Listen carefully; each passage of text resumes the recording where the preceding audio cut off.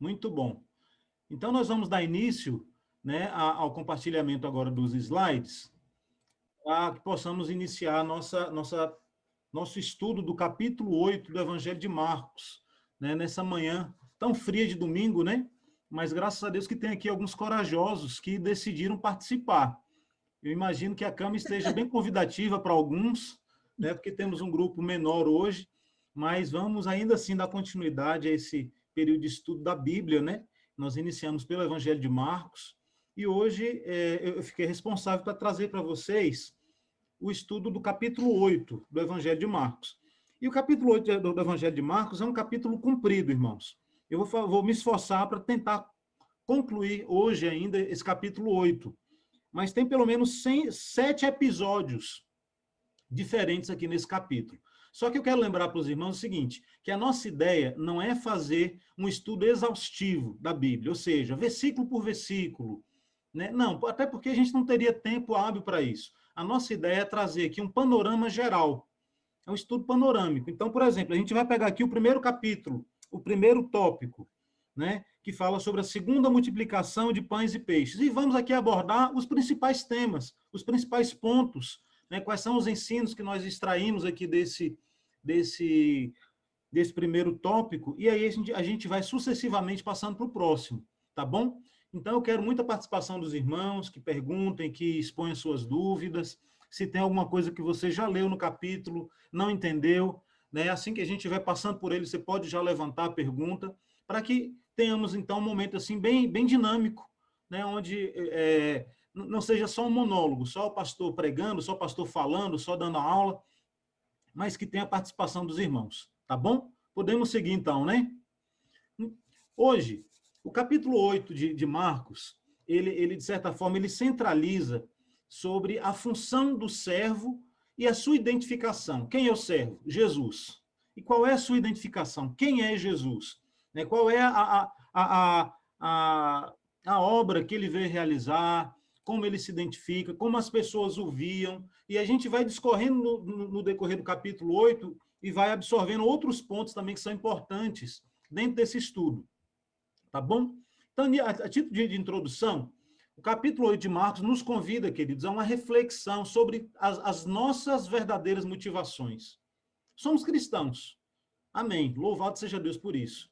Né? E como cristãos, nós temos o hábito, né? E se não temos, devemos ter, de praticar boas obras, de cuidar das pessoas, de ser bênção na vida das pessoas, de ter uma vida diferenciada em relação ao mundo. Mas é importante que a gente pratique essas obras, que a gente tenha essas atitudes, mas também é importante saber quais são as nossas verdadeiras motivações. E aí o Senhor Jesus, aqui no capítulo 8, ele nos chama atenção para isso. Né? Porque não é o simples fato de fazer algo para o bem da humanidade ou das pessoas, como cristãos que nós somos, mas precisamos também ter a motivação correta. Né? E a gente vai ver que, olhando assim de forma geral, nós percebemos que muitos cristãos, está faltando um S ali, muitos cristãos agem procurando a aprovação e o reconhecimento das pessoas com quem convivem. Outros agem por dever de consciência, até ajudam, até prestam socorro, até, né, são bênçãos na vida de outras pessoas, mas só pelo fato de saber que isso é o certo a ser feito. Falou, eu sei que isso é o certo, então eu vou fazer. Mas o coração daquela pessoa ainda não se voltou, né, para compreender a essência do propósito de Deus. Então, é aquela pessoa que faz tudo assim no mecânico, no automático. Não, eu sei que tem que fazer, então eu vou fazer. Mas o coração ainda não está quebrantado. O coração ainda não compreendeu a essência do motivo pelo qual nós fazemos o bem e queremos ser bênção na vida das pessoas. E isso é importante. Jesus, ele trabalha isso. Existem algumas pessoas que agem, né, de maneira correta, coerente, mas só pelo simples fato de demonstrar para as outras que são pessoas espirituais. Ah, não, eu sou pastor da igreja, então eu tenho que demonstrar que eu sou espiritual dessa forma, né? Data venha, eu sou o pastor da igreja, então eu tenho que demonstrar para as pessoas que eu sou espiritual, então eu vou agir dessa forma. Só para mostrar para as pessoas o que elas querem aparentar. Mas essa também não é a maneira correta de se viver como cristãos. Não podemos e nem devemos viver dessa forma.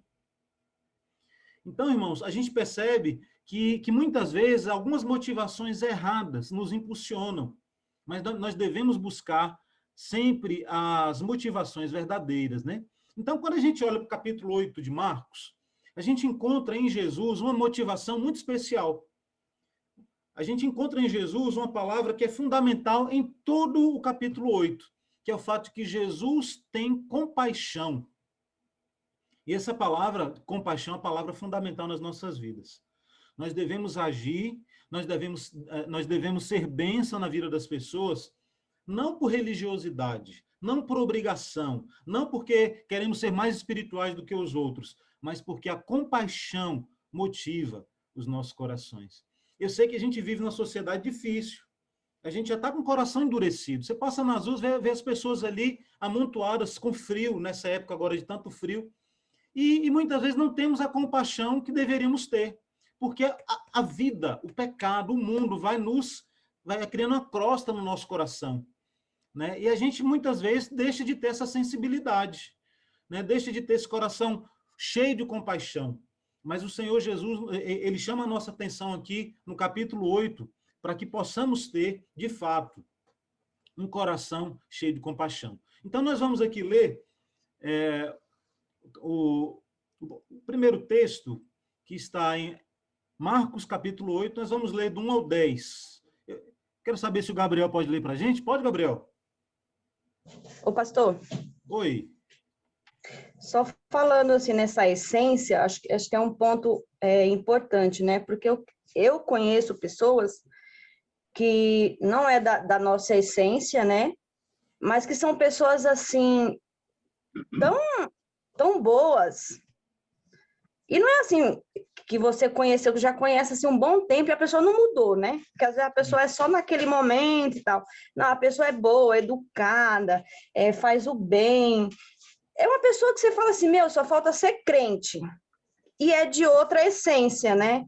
É espírita, é de outra essência. E você fala assim, meu, a pessoa é 10, só a essência dela que tá para outro lado. Então, acho que o ponto aí da essência é bem relevante, né?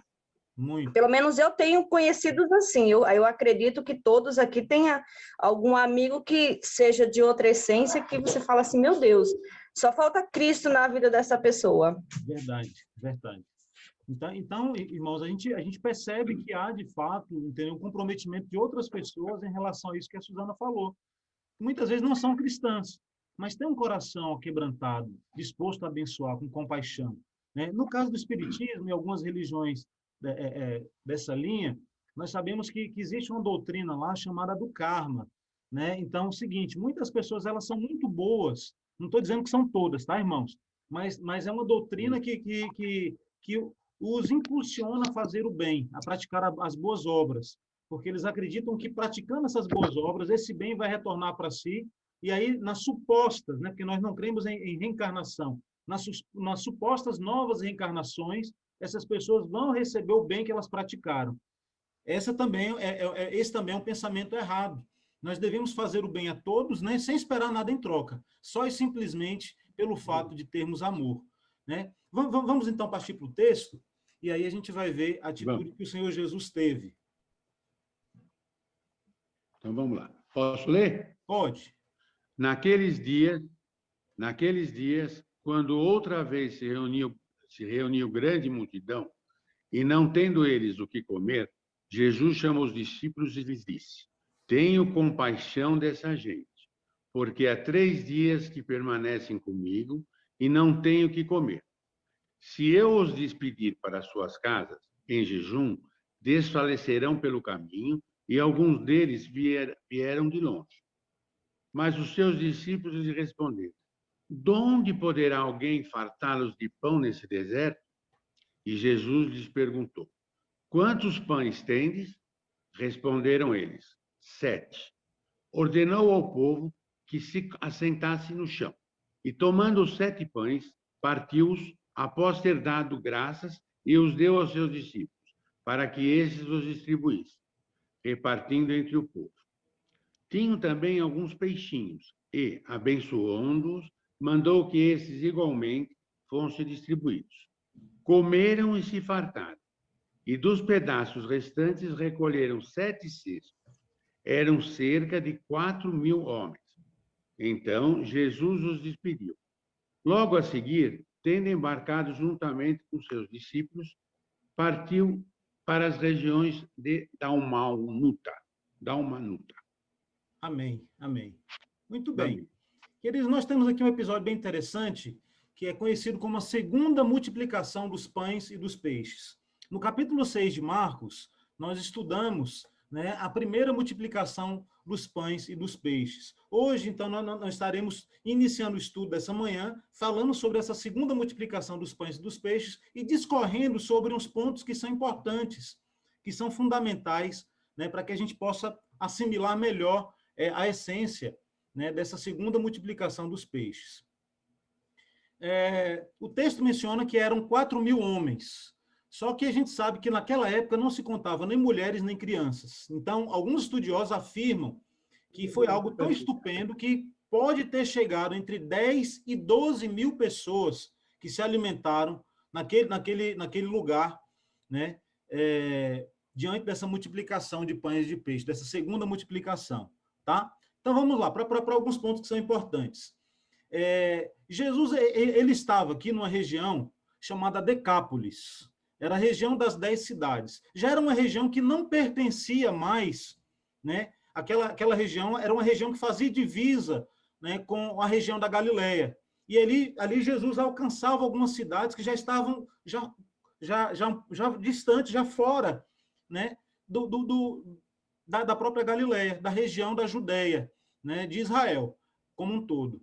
O que a gente aprende com isso? A primeira coisa que a gente vê, queridos, é que Jesus, quando ele esteve naqueles lugares ali, lá em Gadara, lá, entendeu? Quando ele expulsou o demônio do Gadareno, aquela região era uma região de fronteira. A gente percebe que Jesus já estava levando o evangelho para além do povo judeu. Olha que coisa interessante. Né? A Bíblia diz que o Messias veio para os seus e os seus não o receberam. Mas Jesus ele já começava a demonstrar que ele tinha algo para ser alcançado, ele tinha um propósito a ser alcançado que não era somente o povo judeu. Por isso ele instituiu a igreja, e a igreja alcança todos os povos. Tá? Ou seja, primeiro veio para os judeus, mas também se estendeu a todos os povos. E Jesus já começava a alcançar também os gentios. Né? No capítulo 7, teve aquele encontro de Jesus com a mulher Ciro-Fenícia, né, que falou do cachorrinho que come as migalhas que cai da mesa do seu Senhor. Jesus tratou aquela mulher com carinho, Jesus, né, realizou o milagre. Ou seja, o evangelho já começa a ampliar suas fronteiras e a alargar suas fronteiras. Isso é importante. A gente vê que o evangelho não tem que ficar centralizado a apenas um povo, mas a todos os povos. Só que é o seguinte, existe uma discussão teológica onde alguns teólogos, né, eles afirmam que só houve uma multiplicação de pães e de peixes. Eu, entendeu, tenho outra visão e temos base bíblica suficiente para compreender que foram duas. Então, a gente vai discorrer sobre isso rapidamente, tá? Para que a gente possa até avançar aqui no tempo.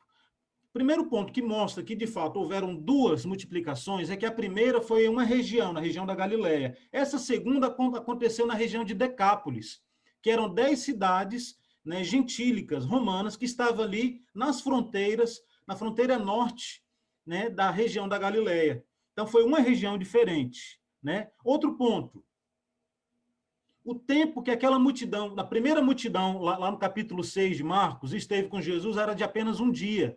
Aqui o texto menciona que aquela multidão caminhava com Jesus por 3 dias.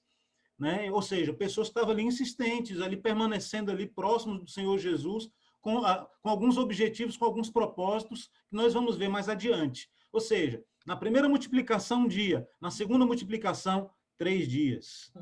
Jesus foi quem tomou a iniciativa para alimentar aquelas pessoas. O que aconteceu no primeiro episódio? Os discípulos disseram, olha, o povo está com fome, o que nós vamos fazer? Dessa vez, o texto menciona que Jesus teve compaixão, teve misericórdia. Jesus olhou para aquele povo e se importou com eles, que já estavam há 3 dias ali com ele. Estavam famintas. Partiu de Jesus a iniciativa de alimentar aquelas pessoas. Agora, uma coisa interessante é que no capítulo 6, a palavra grega que é usada para falar sobre os cestos, aqueles cestos que recolheram, né, o sobejo, a sobra daqueles alimentos, A palavra que é usada no grego é estúridas, né? No capítulo 6. Desculpa, no capítulo 8, a palavra que é utilizada é estúridas, que quer dizer cesto de corda capaz de carregar um homem. Era um cesto de corda enorme, eram cestos grandes, né, que ele estava usando para recolher a sobeja, né, aquilo que sobrava daquele alimento. Só que lá no capítulo 6, no outro episódio, o termo que é usado é kofinon. Então, é um cesto de vime, ou seja, o tipo de cesto que era usado na primeira multiplicação e na segunda eram cestos diferentes. Tá? Vamos lá, só para que a gente possa formalizar. Na primeira multiplicação, fala-se sobre 5.000 homens. Né? Alguns estudiosos afirmam que pode ter chegado a 20.000 pessoas. Nessa segunda, o número era menor, de 4.000 homens. Ou seja, a gente encontra indícios nos próprios textos que reforçam a ideia de fato, terem acontecido 2 multiplicações de pães e de peixes. Tá? Isso é interessante para que a gente possa compreender melhor o texto, né? Mergulhar um pouco mais no entendimento bíblico, né? Porque a gente, às vezes, lê um texto, mas não tem noção do que está acontecendo ao redor, ouve o nome de uma cidade, ouve o nome de outra, e é importante a gente ter esse entendimento para aprofundar o nosso conhecimento bíblico, né? O nosso conhecimento teológico. Alguma dúvida, irmãos, em relação a essa questão da primeira e da segunda multiplicação de peixes? Eu pergunto, eles comiam peixe cru já naquela época? Rapaz, não, essa informação não está no texto, mas eu imagino que não. Eu imagino que o peixe devia estar frito, devia estar assado ou seco, né? Não sei como é que eles praticavam, eu não tenho essa informação, não. Mas imagino que não fosse cru, viu? Imagino que não. Fresco, pelo menos, é difícil, né? Comer peixe fresco, cru, né? Ou Não, se... mas o japonês come, o chinês come. Pode ser que já comiam naquela época. Pode ser. Eu como. É interessante a tua dúvida, eu não tenho essa informação. Né? Se o peixe Eu já vem aprendi a comer pronto... peixe cru com o médico. Ele cortava o peixinho, saía, cortava, a gente comia. Pode ser. Mas eu acho que podia ser até cru mesmo naquela época. Porque com a fome que o pessoal estava, o primeiro é que eles punham para dentro. O peixe seco, né? Pode ser que fosse. Não tem essa informação, Gabriel. Interessante a tua dúvida. Tá bom? Tá, obrigado. Eu vou ver se eu conseguir alguma fonte, né, que fale sobre isso, depois eu te trago, tá bom?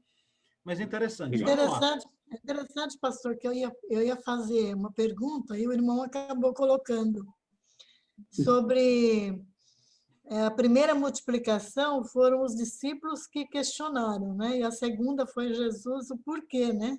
Exatamente. Eu ia fazer justo essa pergunta e o irmão já trouxe a resposta. E aqui no estudo a gente vai ver o motivo pelo qual, né? A gente vai discorrer sobre isso ainda.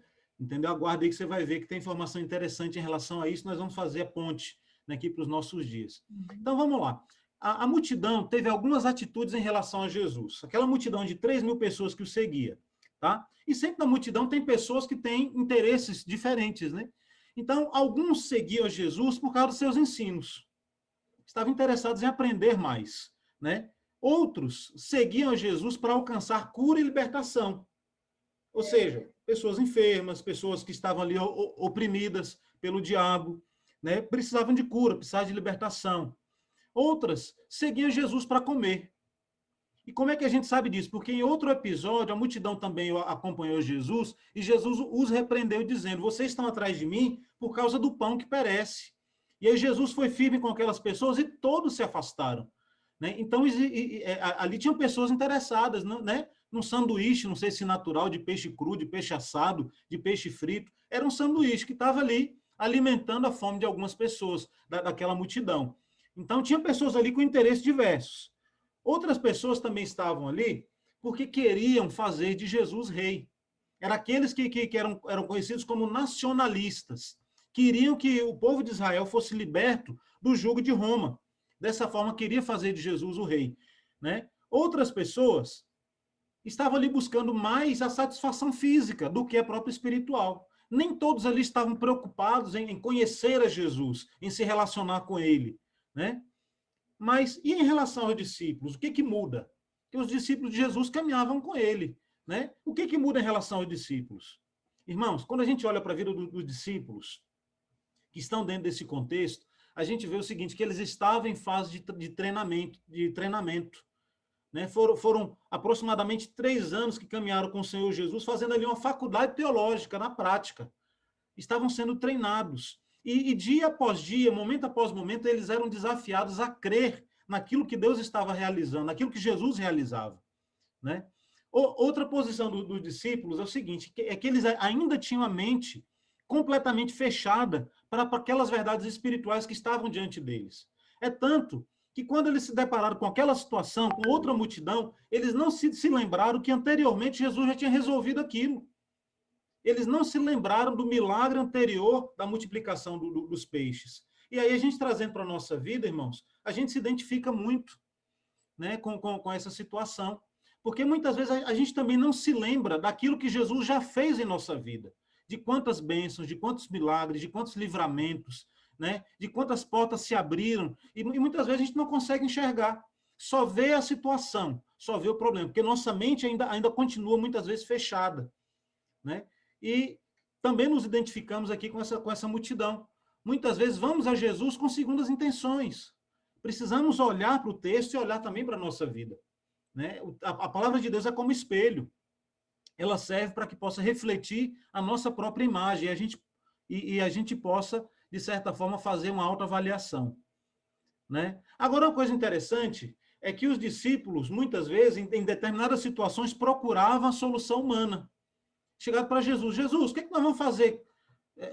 Jesus falou para eles, falou, olha, precisamos alimentar esse povo. O que eles pensaram? Puxa vida, como é que a gente vai agora alimentar esse tanto de gente? Imagina o dinheiro que a gente vai gastar para alimentar essa multidão. De onde é que vai sair esse dinheiro todo? Aonde que nós vamos comprar esse alimento? Ou seja, eles buscaram, irmãos, a solução humana. E quantas vezes a gente faz isso na nossa vida? Buscando sempre aquilo que a gente pode fazer, a gente faz. A última coisa que a gente faz é colocar diante do Senhor a nossa demanda. Buscamos sempre a solução humana. E isso é um risco, né? A gente deveria fazer o caminho contrário, né? Buscar sempre a solução do Senhor e, por fim, né, buscar a solução humana. Outro ponto interessante é que os discípulos, mais uma vez, puderam comprovar que o poder do Senhor Jesus é superabundante. Vai muito além daquilo que eles imaginam, daquilo que eles esperam, né? Mas vamos para frente. Só que é o seguinte, Jesus ele teve também diante, a gente vê aí 3 situações. O povo, como que o povo, a multidão que seguia Jesus se comportava, qual era a intenção deles, né? Qual era o posicionamento dos discípulos, mas também qual era a atitude de Jesus em relação àquela situação. E é nisso aí que a gente precisa, né, observar, né, para aplicar nas nossas vidas. Primeiro ponto, Jesus teve compaixão do povo, aquilo que nós já falamos. Jesus teve compaixão, irmãos. O coração dele ficou apreensivo, ficou preocupado, né, com a necessidade urgente daquelas pessoas. E uma coisa interessante é que Jesus sabia o que ele poderia fazer, o que ele iria fazer, mas ele participou dos seus discípulos. Ele chamou os discípulos e falou, olha, é o seguinte, o povo está com fome. O que vocês têm aí para dar para ele? Jesus, temos aqui tantos pães, tantos peixes. Irmãos, Jesus participou do problema para os discípulos porque Jesus queria treiná-los. Jesus queria tirar a venda dos olhos deles para que eles pudessem enxergar além daquilo que está diante dos seus olhos, mas no âmbito espiritual. Jesus participou do problema com os discípulos. E muitas vezes Jesus quer também participar dos problemas conosco. Ele permite que venham situações para nos treinar, para nos capacitar, para nos fortalecer, para nos dar entendimento, para nos levar a ter visão espiritual da situação. Jesus participa dos problemas conosco, né? Isso é importante. E outra coisa fundamental é que Jesus pediu o envolvimento dos discípulos naquela situação. Jesus pediu que eles participassem. Falou, olha, vai lá e distribui agora. Pegou o pão, abençoou aquele peixe e falou, agora faça a parte de vocês, vai lá e distribuam, né? E o Senhor sempre quer a nossa participação também na solução dos problemas que se levantam diante de nós. Só que Jesus, o texto menciona, que nós acabamos de ler, menciona que Jesus orou ao Pai. O que nós aprendemos com isso? Que quando surgiu aquela situação, Jesus se colocou diante do Pai, demonstrando dependência, submissão e humildade. Irmãos, e é isso que nós precisamos, levar ao Senhor, ao nosso Deus, todas as nossas demandas, compreendendo que toda boa dádiva, todo dom perfeito vem dos céus, desce do Pai das luzes, é o que diz lá em Tiago, em quem não há sombra nem variação. E muitas vezes a gente não leva a nossa demanda diante de Deus, a gente quer resolver, precisamos ter humildade, precisamos ter dependência, precisamos ter submissão à vontade de Deus. Olha quanta coisa interessante a gente pode extrair de um texto como esse, né? E com tudo isso, o que a gente vê acontecendo na vida dos discípulos, na vida daquelas pessoas que estavam ali nos bastidores? Jesus estava fortalecendo a fé daqueles homens, para que eles não dependessem dos seus próprios meios, né, mas que levassem ao Senhor e desenvolvessem ali uma fé fortalecida. Muito bem. Diante desse grande evento, devemos olhar para nós mesmos e nos perguntar qual tem sido nossa motivação em caminhar com Cristo. Amém? A motivação de Jesus foi além da salvação. Ele também pensou na ação social, no cuidado emergencial, mas em momento algum o serviço social se tornou a bandeira do seu ministério. E agora eu vou interromper aqui esses slides para que eu possa ver todos vocês, né? E nesse primeiro tópico do capítulo 8 de Marcos, nós encontramos todos esses princípios. Eu estou vendo que a maioria está com o seu... Está sem imagem, né? Está sem imagem. Aqueles que puderem abrir, irmãos, abram para a gente poder ver, para a gente poder conversar, porque é complicado, às vezes, conversar quando não tem nem a foto de ninguém, né? Se vocês tiverem condições de abrir, abram, tá bom? Para a gente poder bater esse papo aqui e trocar aqui as informações. Irmãos, diante desse primeiro tópico aqui, que é a questão da pesca maravilhosa, eu queria saber de vocês o que te chama a atenção, né? O que desperta, né, daquilo que foi falado, o que desperta no teu coração para que a gente possa trocar informações. Então, eu abro agora a palavra a vocês. Eu acredito que é o seguinte, a gente sempre tem que pôr Deus para tudo. Agora, primeiro é Deus. Aí você faz sua parte. Também não pode esperar que caia tudo do céu, só esperar Deus. Você tem que fazer sua parte. Mas você põe na mão de Deus e Deus, o Espírito, faz a gente fazer a nossa parte. Acho que a gente se motiva. Não, Deus está comigo, eu vou para frente, mas tem que fazer a tua parte. Você não pode ficar de braço cruzado, porque acho que aí você morre de fome. Não é? Com certeza. Eu acho que é isso que motiva a gente. Motiva, né? A gente se envolve, né, Gabriel? A gente termina sendo despertado para enfrentar situações, né?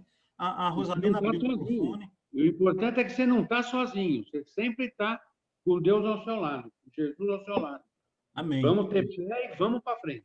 Vamos para frente, com certeza. Interessante essa colocação que o irmão fez, que a gente sempre tem que buscar realmente, primeiramente, o reino de Deus, né? Eu tive essa experiência alguns dias atrás. O Jaime, ele foi cometido de uma alergia, porque ele tem alergia mesmo, e ele não conseguia dormir, não dormia, levantava, deitava, e eu dei remédio, nada. Isso foi assim se estendendo aí a noite toda, adentrando a madrugada. Aí eu falei, meu Deus, né? O que eu faço? Me ajuda, né? Aí, de repente, eu falei, eu vou orar ao Senhor, né? Aí coloquei a mão na cabeça dele, deitada mesmo, orei e ele começou a dormir. Olha que e bem. Aí eu falei, meu Deus, que cristão eu sou, não é? Que cristão, eu estava com remédio nas minhas mãos e eu não me atentei para isso. Eu não tomei posse disso. Interessante, tá? Rosalina. Então, realmente, primeiro buscar o reino de Deus e depois as demais coisas, não é? Amém, amém. Muito bem colocado. Experiência muito abençoadora. É isso, irmãos. A gente, às vezes, está com remédio na mão, como a irmã Rosalina falou, né?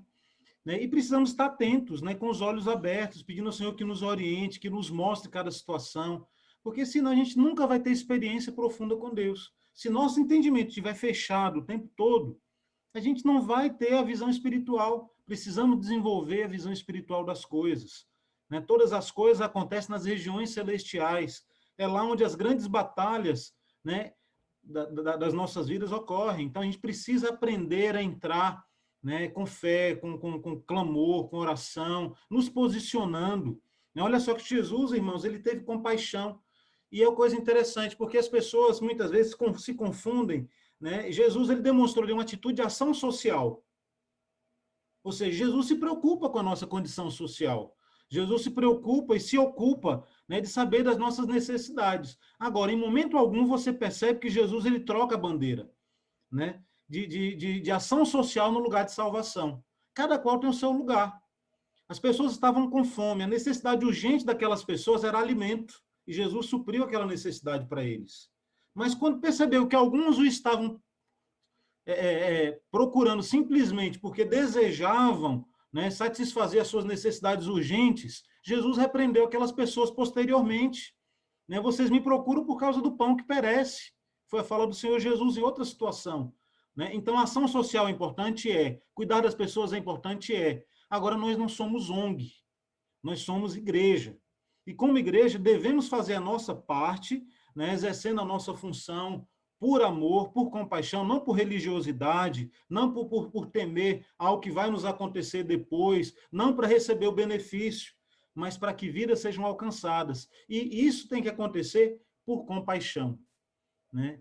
Compaixão profunda e verdadeira, amor pelas vidas. Pastor Emerson abriu o microfone, quer falar, pastor? Sim, bom dia a todos. Bom dia. Assim, um dos aspectos interessantes também é essa questão de quando sobraram 12 cestos numa multiplicação e na outra sobraram 7. Né? Sempre esses números chave que a Bíblia tem. Número 7 é da perfeição, né? Então, também nos ensina que a gente deve fazer as coisas para ter o suficiente mesmo para todos e que sobre mesmo. Mas o que sobra nunca dá o desperdício. É muito interessante. Nas duas situações, Jesus mandou recolher o que sobrou, né? E aí tem esses cestos. E aí a gente entende que também na nossa vida, aquilo, se Deus nos permite ter um pouquinho mais do que a gente precisa, esse que tem a mais é para ser repartido com quem precisa. Né? Então, mas o desperdício nunca. Então, além de todas essas lições que ele também dá a lição de que não se deve desperdiçar alimento e também saber repartir. E, por último, interessante, aqueles que vêm à presença, que vêm para Jesus, nunca saem com fome, né? Nunca saem famintos da presença dele. Ele sempre alimenta. Então, tem essa ideia do espiritual também. Então, isso vale para a gente, né? Que às vezes a gente está no nosso dia a dia também oprimidos pelas circunstâncias, pelas lutas, pelas batalhas do dia a dia, e a gente vem em busca da presença de Cristo, vem a presença de Deus, e a gente sempre sai alimentado. Isso é algo maravilhoso. Né? A gente nunca sai de mãos vazias. Então, isso para mim é uma das coisas que me dá muito prazer de estar na presença de Deus por causa disso, porque Ele sempre nos preenche, sempre nos suporta naquilo que a gente precisa e vai além, né? Sempre vai além. Amém. É aquela coisa, né? Até quando a gente busca uma resposta, né? Ele sempre nos responde com aquilo que é suficiente, mas ele sempre vai além. Amém. Glória a Deus. Muito boa palavra. De fato, irmãos, a gente percebe quanto a palavra de Deus é profunda, né? Quantas nuances nós encontramos num texto como esse. Né? Quanta coisa a gente precisa aplicar na nossa vida de um Deus que é perfeito. Né? Eu tinha observado isso, essa questão dos 12, o número 12 e o número 7. São números, né, que se repetem no Novo Testamento. E mostra o seguinte, que Deus está no controle de todas as coisas. Mostra que nada foge ao controle do Senhor. Ele está no domínio. Ele é um Deus perfeito, um Deus de perfeição. Amém?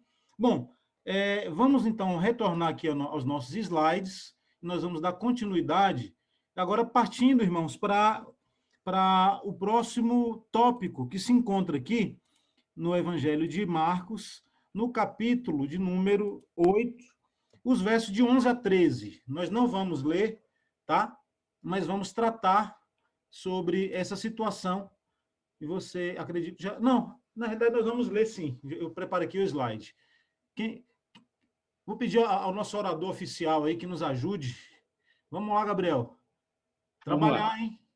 Esquentado. Vamos lá, estou aqui. Deus chamou, estou sempre trabalhando, não tem problema. Vamos embora. Marcos 8. E, saindo os fariseus, puseram-se a discutir com ele. E, tentando, pediram-lhe um sinal do céu. Jesus, porém, arrancou do íntimo do seu espírito um gemido e disse: por que pede essa geração um sinal? Em verdade vos digo que a esta geração não se lhe dará sinal algum. E, deixando-os, tornou a embarcar e foi para o outro lado. Marcos 8, 11 e 13. Muito bem, queridos. Eu quero chamar a atenção para vocês, nesse texto, para alguns pontos que são fundamentais. Entre eles, o sofrimento de Jesus com a incredulidade dos fariseus. O sofrimento de Jesus. Irmãos, Jesus, ele confrontava aqueles homens em tantas e tantas situações, mas isso não quer dizer que o coração dele estava sofrendo. Jesus sofria por dentro de ver tamanha ignorância, tamanha religiosidade, tamanha postura indiferente em relação a tudo que Deus estava realizando na vida daquele povo. Né? O texto ele ressalta essa questão do sofrimento de Jesus diante da incredulidade dos fariseus. E quando a gente olha aqui para o texto, a gente aprende algumas verdades. Dentre elas, que os fariseus testavam a Jesus não porque eles queriam ver milagres, não porque eles queriam ver pessoas sendo curadas. Eles pediram a Jesus um sinal, não porque eles acreditavam que Jesus pudesse fazer o sinal. Mas o que eles queriam era confrontar. O que eles queriam era tentar ao Senhor Jesus. E Jesus conhecia a essência do coração deles e se negou a fazê-lo. Jesus falou, não tem nenhum sinal para vocês. Em outra situação em que eles pediram um sinal, o Senhor Jesus falou para eles que nenhum sinal, além do sinal do profeta Jonas, seria dado a eles.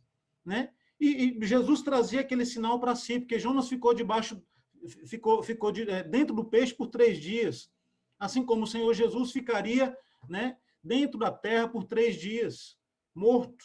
Né? E ao 3º dia ressuscitaria. Eles não compreenderam, eles não entenderam. Se a gente olhar aqui o contexto geral, a gente vê que Jesus ele tinha acabado de fazer um milagre. Tinha acabado de fazer um sinal. E o sinal que Jesus havia acabado de fazer foi a multiplicação do pão e do peixe. Carne, né? O peixe e o pão que era partido.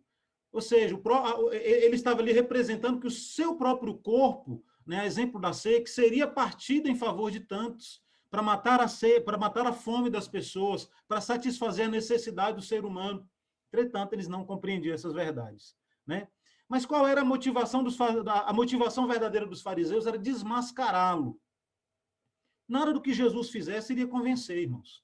Podia mandar cair fogo do céu, que eles não iriam acreditar. O que eles diziam que Jesus era? Era o enviado de Beelzebu, que tudo que Jesus fazia era em nome do diabo. Aí eu pergunto para vocês, alguma coisa do que Jesus fizesse iria convencer aquelas pessoas? Não. Eles já tinham decidido, né, em que eles queriam acreditar. A motivação deles, de fato, era desmascarar o Senhor Jesus. Mas o texto menciona que Jesus ficou tão entristecido que ele suspirou com um gemido.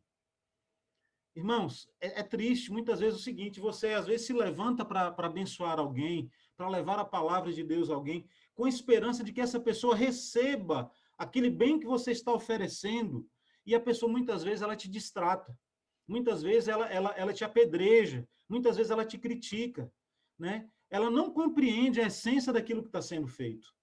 Então, o Senhor Jesus, ele expressou aquela tristeza com um gemido. Um gemido, irmãos, é uma expressão de dor, de profunda dor. Né? Ou seja, Jesus tinha compaixão até por aquelas pessoas. Né? Mesmo que muitas vezes ele se levantava e afrontava, chamava de raça de víboras, no fundo, o seu coração estava entristecido, consternado, né, em relação àquelas vidas que estavam cada vez mais distantes do seu propósito. Então, Jesus não realiza milagre por encomenda. Olha que interessante isso. Né? Algumas pessoas pedem por milagres apenas pelo espetáculo. A gente está cansado de ver, né? Assistindo alguns programas de televisão, que alguns pastores falam assim, olha, quem que tinha um caroço aí que desapareceu? Aí alguém levanta e fala, olha, eu estava com dor de cabeça forte. Fala, olha, dor de cabeça não importa, eu quero caroço. Né? Quem que tinha uma perna que era menor do que a outra e voltou para o lugar? Eu quero milagre grande, não quero saber de milagre pequeno. Né? Pessoas que se utilizam muitas vezes da fé, né, com a intenção, de fato, de gerar e de proporcionar um espetáculo.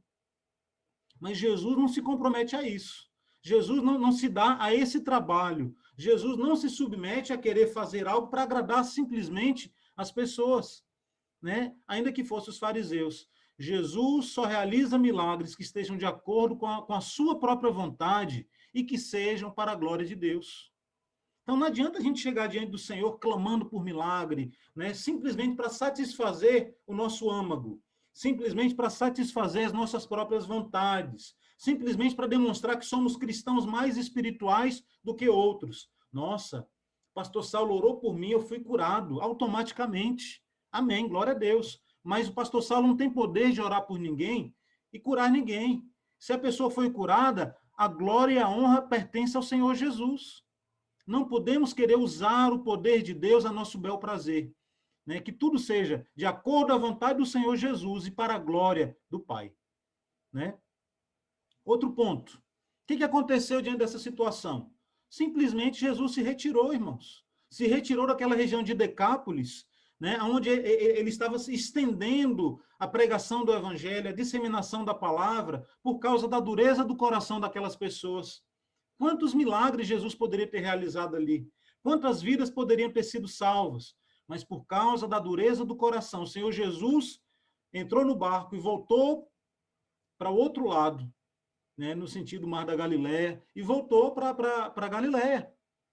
Ou seja, muitas vezes, muitas coisas não acontecem nas nossas vidas ou na vida das pessoas porque as pessoas não dão lugar, não permitem que o Senhor assim trabalhe. Muito bem. Em relação a essa passagem aqui, da questão do sinal dos fariseus, tem alguma dúvida por parte dos irmãos? Tem alguma colocação que vocês queiram fazer?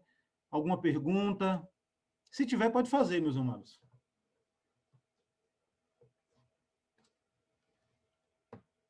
Tudo tranquilo? Ficou claro, então?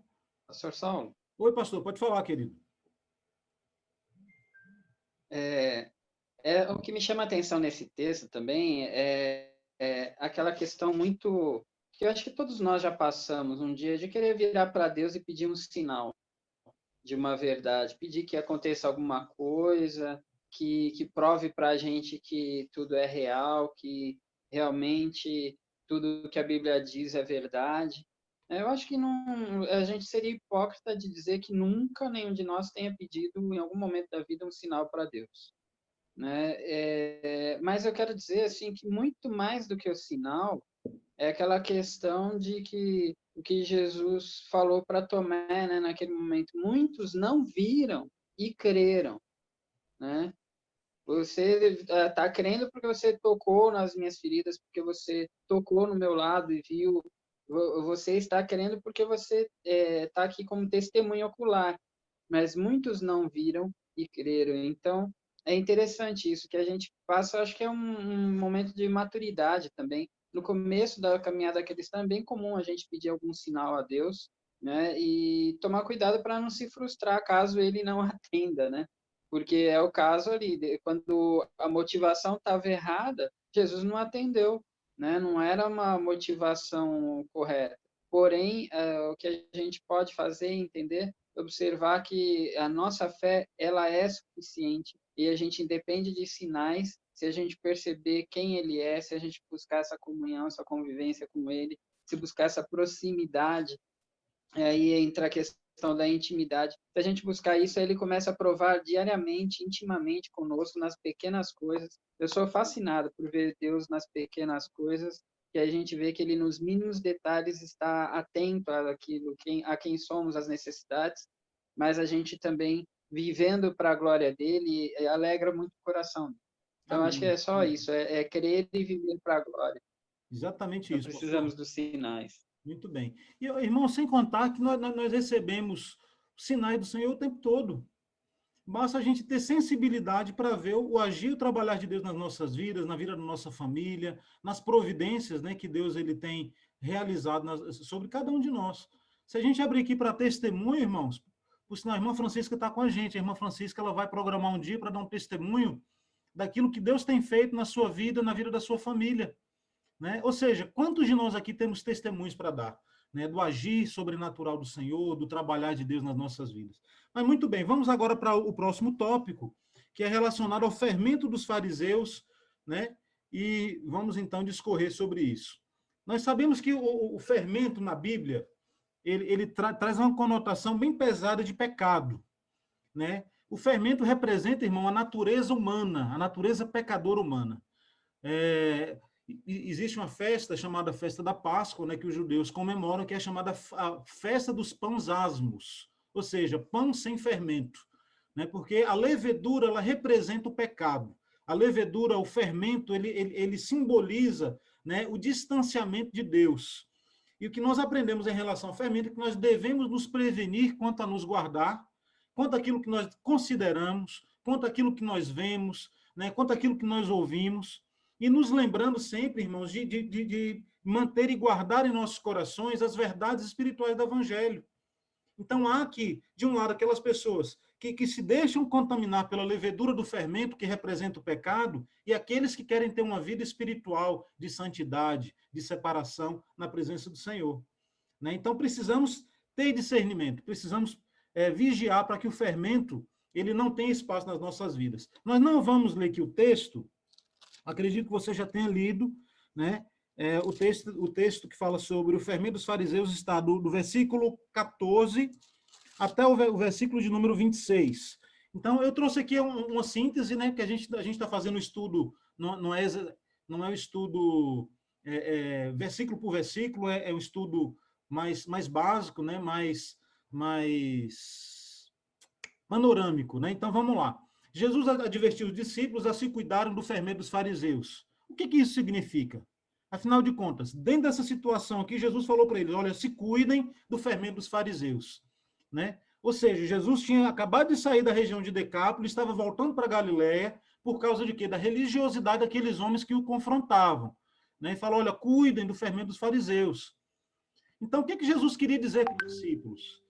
Jesus estava trazendo uma advertência, irmãos, contra os falsos ensinos, contra o legalismo, né? Existem muitas denominações ainda em nossos dias hoje que são extremamente judaizantes, querem nos levar a viver na prática da lei, nas práticas do Antigo Testamento, quando na realidade nós vivemos pela graça. A Bíblia diz que nós somos salvos pela graça, mediante a fé, não é por obras, é dom, é presente de Deus. Então precisamos cuidar contra os falsos ensinos que são disseminados em nosso meio, né, e tem, infelizmente, contaminado, né, como o fermento que contamina uma massa e faz a massa inchar. É isso que o pecado faz. É isso que o legalismo faz. É isso que os falsos ensinos fazem nas nossas vidas. Então, o fermento representa o pecado e a dureza de coração. Aqueles fariseus estavam contaminados pelo fermento do pecado, do legalismo, né, da caducidade da letra, ou seja, pessoas que viviam ali com a sua fé embasada e fortalecida no entendimento literal da palavra, né? Jesus ele traz uma explicação e um aprofundamento na compreensão da lei, coisa que eles não conseguiam fazer por causa da sua dureza de coração, né? Mas quando a gente olha também para os discípulos, a gente percebe que, inclusive, eles também tinham a sua mente bloqueada. Olha só, a gente viu um episódio, na segunda multiplicação dos pães, a mesma situação, né? E eles não conseguiram ter o discernimento espiritual de que Jesus também poderia ali trazer multiplicação. Estavam preocupados em quanto dinheiro iriam gastar para alimentar aquela multidão. A sua visão espiritual estava bloqueada, né? O seu coração ele estava endurecido. Lógico, estava em fase de treinamento. E Jesus estava capacitando aqueles homens para que eles pudessem ter uma visão mais aguçada logo mais adiante, né? Outra coisa que a gente observa é exatamente isso que eu acabei de falar, que eles eram vagarosos no entendimento das coisas espirituais. E aí eu abro aqui para a gente. Será que a gente também, em tantas e tantas situações, não age dessa mesma forma? A gente olha para o céu, né, e sabe se vai chover ou se não vai. A gente conhece o sinal dos tempos. Puxa vida, hoje vai chover. Tem gente que é batata. Acorda de manhã, não tem uma nuvem no céu. Fala, olha, hoje no final do dia vai chover. Não sei se é algum osso que começa a latejar, a começar a doer. Tem gente que tem assim, né? Parece que até adivinha. Mas a pessoa, ela conhece a temperatura, ela percebe de onde o vento está soprando. Principalmente na zona rural acontece muito isso. Essas pessoas têm entendimento em relação ao tempo. Isso é muito importante. Nós também precisamos ter entendimento em relação às coisas espirituais. E naquela situação, os discípulos ainda eram vagarosos de entendimento. né, eles precisavam ainda desenvolver um pouco mais de profundidade. Eu vou ler essa última parte que diz assim: nós também somos lentos de entendimento no que se refere ao âmbito espiritual. No meio chamado gospel, encontra-se de tudo. Supostos líderes que proclamam verdades bíblicas misturadas com interpretações humanas, gerando confusão e escândalo. Olha só, temos aqui uma foto de um show gospel, né? Irmãos, e nós como cristãos precisamos vigiar. Não estou falando que você não deve ir em show, não estou falando de nada disso. Eu estou dizendo o seguinte, que nesse meio do estrelismo existem tantos e tantos líderes, tantos e tantos cantores, tantos e tantos expoentes, né, que se levantam com fama, que muitas vezes começa a denegrir o evangelho, começa a trazer o entendimento completamente contrário do propósito de Deus. Supostos líderes que proclamam verdades bíblicas misturadas com interpretações humanas. Então, quando nós nos dedicamos ao ensino, ao estudo da palavra, não é só simplesmente aquilo que eu penso, né? Mas é o que a palavra de Deus está dizendo. Por isso, a melhor de todas as pregações bíblicas, né, é uma pregação expositiva, porque ela não vai pregar da opinião do pregador. Né? Tem muito pregador que não gosta de mensagem temática. Pega um tema A, B ou C e aí começa a buscar textos na Bíblia para reforçar a ideia daquele tema. Não. A pregação expositiva pega o texto, é o que nós estamos fazendo aqui de forma expositiva, e vai expor o texto, as verdades daquele texto, aplicando nas nossas vidas. Né? Então, a gente precisa ter muito cuidado em relação a isso, porque esse tipo de situação, né, esse nome gospel que foi dado, tem gerado muito escândalo, muita confusão no meio cristão, no meio evangélico. Amém? Alguém quer acrescentar alguma coisa, quer fazer alguma pergunta em relação a essa questão do fermento? Tem alguma dúvida em relação à questão do fermento? O que isso representa? O que significa? Ficou alguma coisa que não foi bem esclarecida? É lógico, de forma panorâmica, irmão, não estamos aqui aprofundando, não é um estudo exaustivo, é um estudo panorâmico, dando aqui as verdades centrais, né, do texto. Alguma dúvida?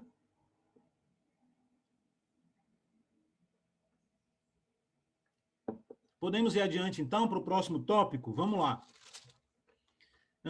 O próximo tópico fala sobre a cura do cego de Betsaida. Tá? E está aqui no texto do versículo 22 até o versículo de número 26. Nós não vamos ler para ganhar um pouco mais de tempo. Tá? O que chama a atenção na cura desse cego lá em Betsaida? Chama a atenção, irmãos, que esse milagre ele foi realizado em 2 etapas. Quantos cegos Jesus curou? Vários. Em Jericó, né? Vários cegos, várias pessoas chegavam, Jesus perguntava, o que você quer? Senhor, eu quero ver. Então veja. Aí a pessoa passava a enxergar automaticamente. Né? Em outro, ele foi lá e cuspiu no chão, fez um barro, passou no olho do cego e falou, olha, vá lá no tanque de Siloé, lava os teus olhos que você vai voltar a enxergar. Aí o cara foi com barro no olho, e chegando lá, lavou o olho e voltou a enxergar. Só que nesse caso aqui chama a atenção, a cura do cego de Betsaida. O que Jesus fez? Passou saliva no olho daquele homem, né? E falou, e agora, o que você está vendo? Né? Depois que eu passei aqui a saliva, qual é a sua visão? O que você consegue enxergar?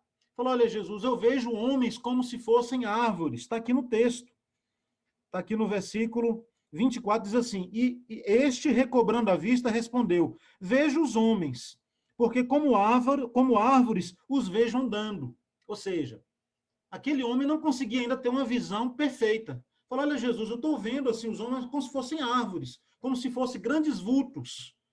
Aí Jesus foi lá novamente, impôs a mão sobre os seus olhos, e aí falou, e agora, o que você está vendo? Jesus, agora eu vejo claramente, eu vejo com nitidez, com perfeição.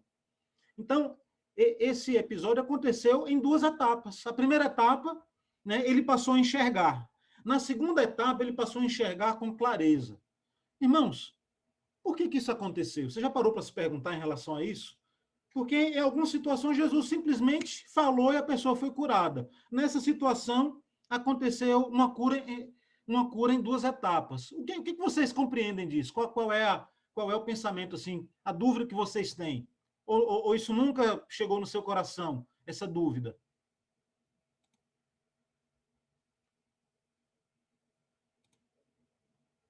Vamos lá, minha gente, participando, hein? Você já parou para se perguntar por que esse milagre aconteceu em 2 etapas e não de uma vez só? Será que faltou fé da parte daquele cego? Será que ele era incrédulo e precisava de uma dose maior de saliva de Jesus para curar os seus olhos? Será que foi isso?